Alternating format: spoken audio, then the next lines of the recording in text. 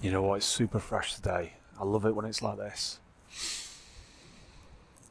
I just like to take this time for me.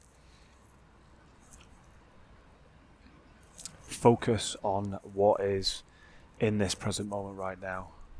Just let my thoughts do whatever they need to do.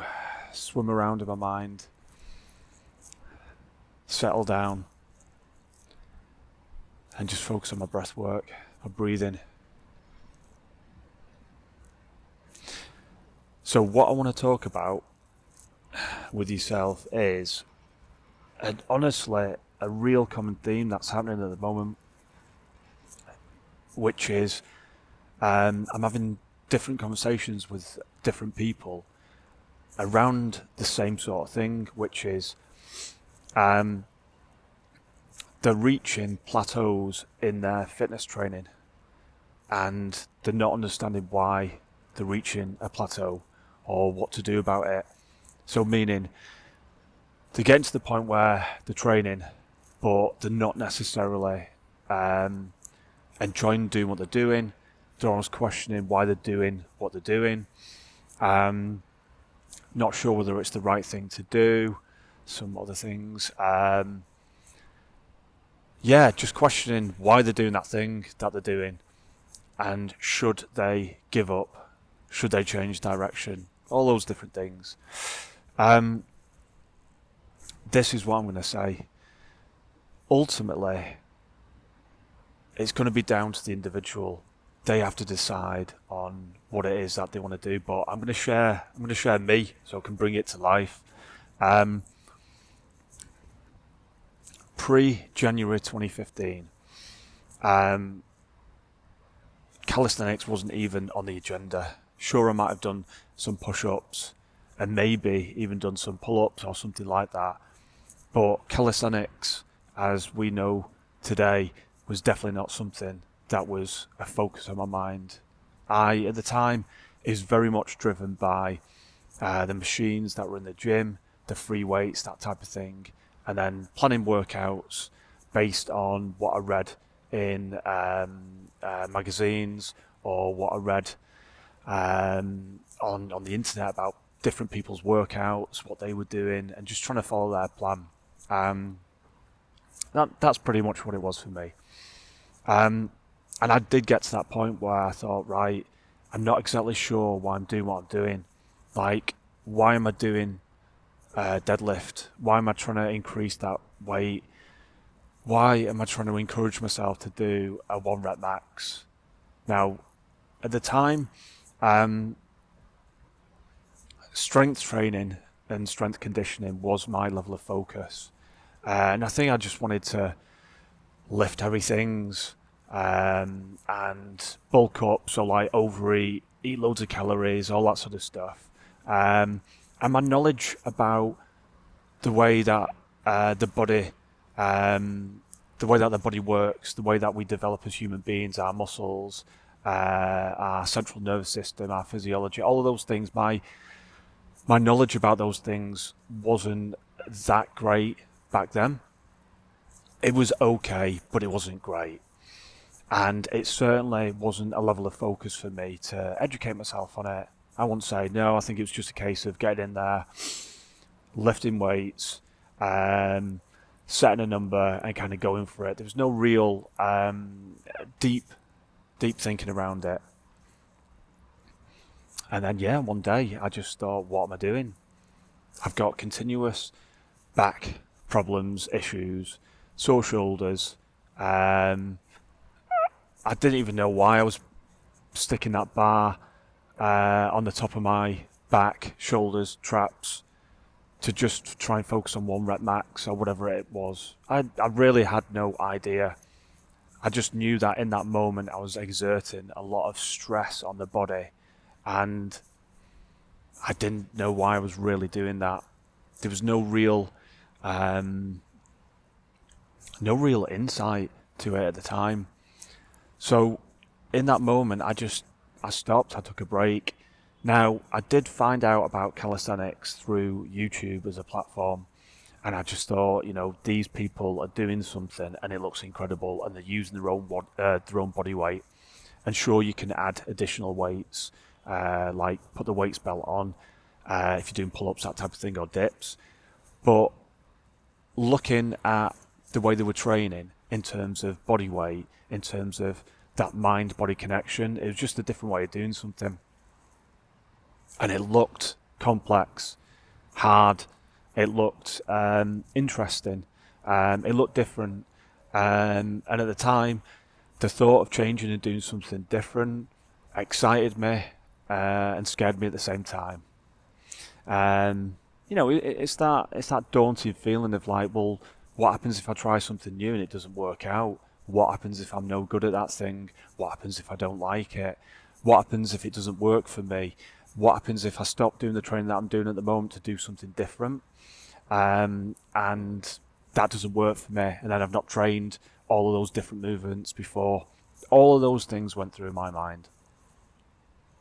It was a big change curve for me in my physical training, in my fitness training. But I can honestly tell you now, I've never looked back since. What I didn't do, and this is really important, is I didn't tell myself that I must enjoy this thing. I must enjoy it. I must enjoy this change. I must do this. I need to enjoy this. That's not how you train the brain. That's not how I train my brain. When things were difficult in the beginning, I reminded myself of why I made the change, why I started, why I transitioned into a different movement, why I changed things up. And when I did that, I connected with that why, and that was an authentic connection for me. And that reminded me of why I was doing it. So then I reminded myself that I'm finding it difficult, I'm finding it challenging at this moment in time because it's new, because my body's not used to it, because it's different, because these different muscle groups, ligaments, tendons are all grouping together at the same time, and they wouldn't normally do that because I've not trained this movement before. So I started to seek logic, and by seeking logic, it stopped me creating that self-talk, which was almost non-believable. I couldn't connect to it. Just saying, right, accept this, just carry on, that type of thing. That doesn't work. That doesn't work for me. What works for me is all of those things that I've just shared with you, because that's a real authentic connection. And it's true. You can find that you can be in a situation where you might not be enjoying doing something. So that fitness training that you're doing, you don't enjoy it. Why? Well, your arms don't bend that way, or your back doesn't bend that way, or your arms are shaking because it's new and all that sort of stuff.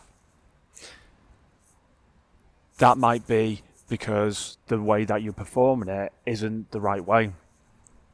So you might need to change your position, change your stance, change your posture, focus more on form, slow down.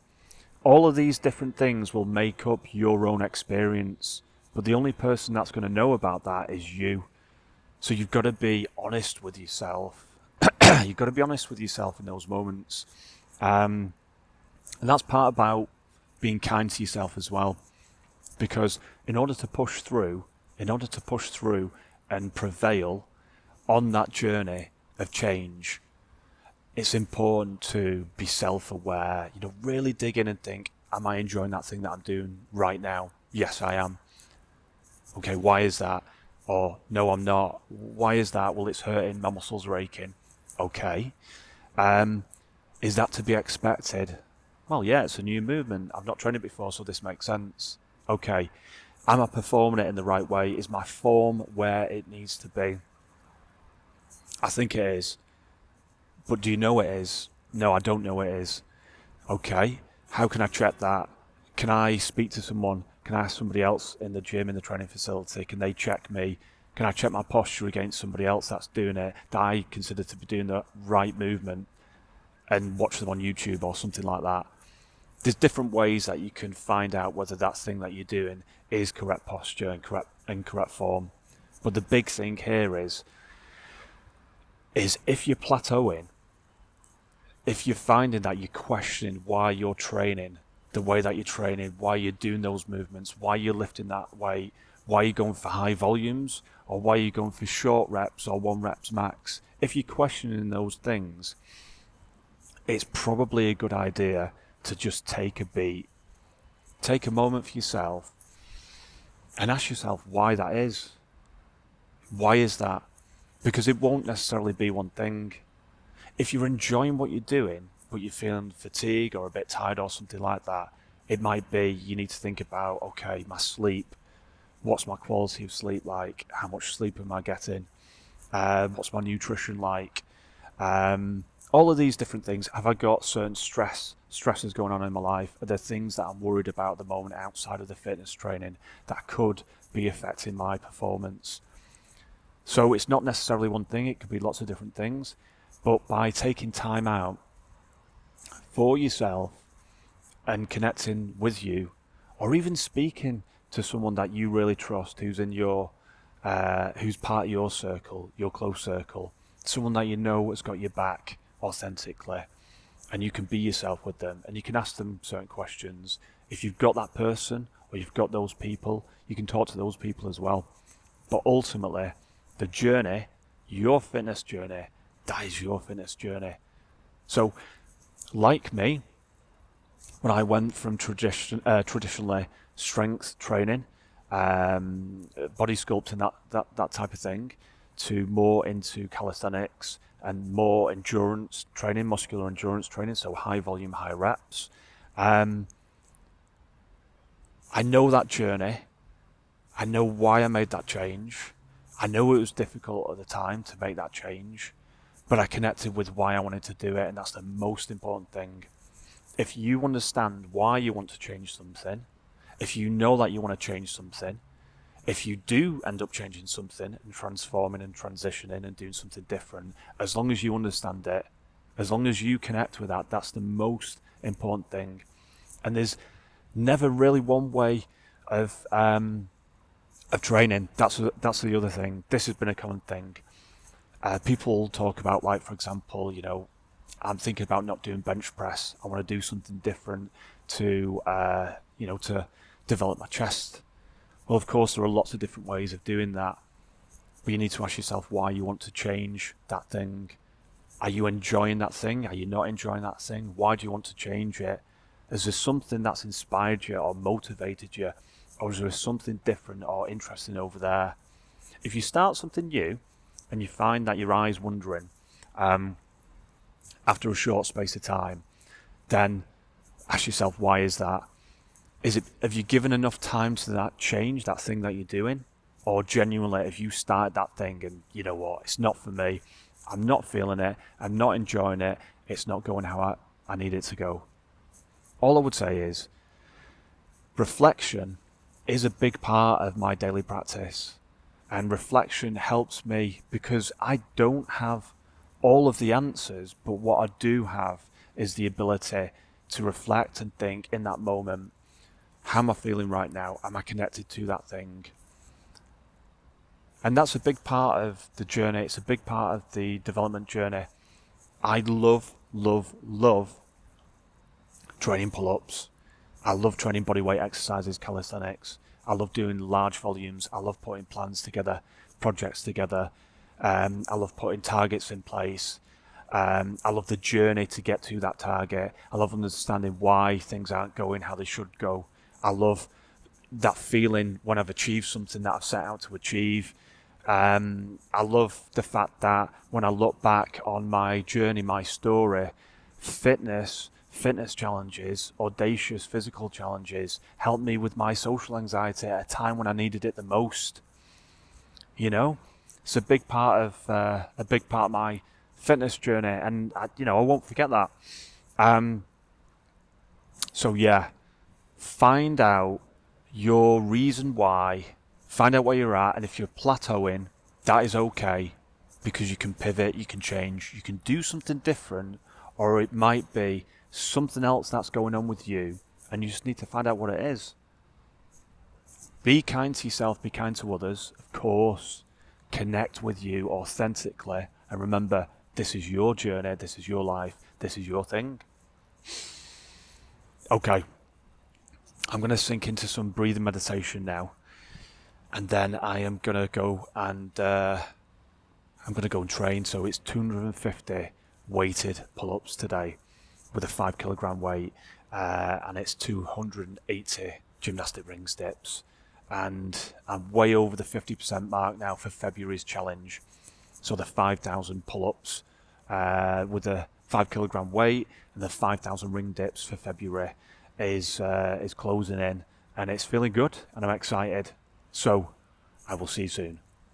Okay, let those pull-ups commence. Okay, so that is the pull-ups done. 250 pull-ups with a 5 kilogram weight, feeling awesome.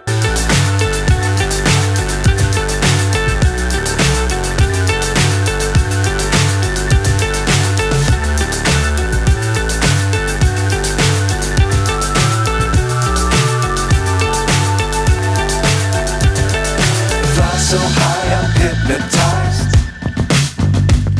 What's up is down, what's left is right. Chasing stars and holding you. I can't see the end, but we'll see it through.